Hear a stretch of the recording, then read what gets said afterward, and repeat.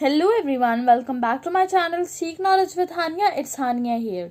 In today's video, we will study geography from the NCERT book, Our Environment textbook in geography for class 7th and the chapter Inside Our Earth. So now let's get started. So our Earth is the planet on which we live. It's our homeland, and that just constantly goes under changes which happen at different places, like inside the crust and outside the crust at both of the places, and there are a lot of changes which occur in our planet Earth. Now we will read about the interior of the Earth. So you all must have seen an onion. It has several layers inside it. In the same way, our planet Earth has several concentric layers inside it, and the uppermost layer, or you can say the top layer, is called the crust, and it is the thinnest layer of all, and it is about 35 kilometer on the continental masses. And continental masses are like the land part, and then on the ocean floors it is just 5 kilometer, like on the ocean floors below the water in the oceans. And the main minerals which are found here in the continental masses are silica and alumina, and it is called, like, together it is named as Sial, C from silica and L from alumina, so it creates Sial, the word Sial. And the oceanic crust, the crust of the ocean, consists of silica and magnesium, and therefore hence it is called Sima. C stands for silica and mass stands for magnesium. And then just beneath the crust we have the mantle, which just extends up to a depth of 2900 kilometer.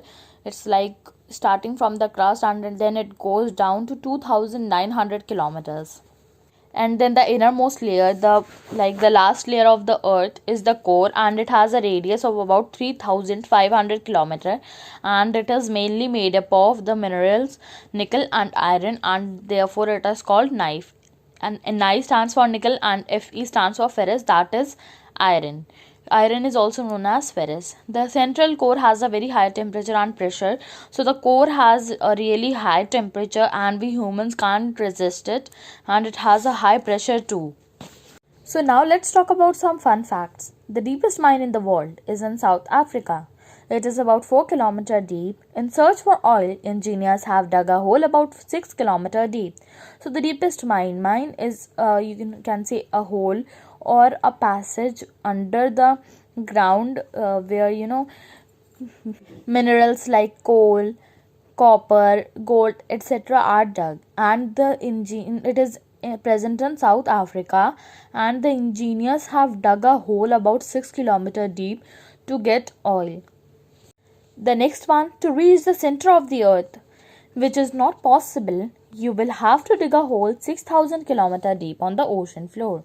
So if you want to reach the center of the earth, which is not possible for humans or any creature, because we can't resist the temperature there. So if we want to go like just deep into the earth, then we would have to dig a hole 6000 kilometer deep from the ocean floor. And if we will dig from the continental mass, then we would have to dig a more deep hole. The crust forms only 1% of the volume of the earth. 84% consists of the mantle and 15% makes the core. So the crust, like the volume, or you can say the space of the earth's layers, are occupied, like 1% of it is occupied by crust. Then 84% is occupied by the mantle and 15% is occupied by the core. So the most space occupied is by the mantle. Then the radius of the earth is 6371 kilometers. This video ends here. In my next video, we will study about rocks and minerals. Thanks for watching. Bye bye.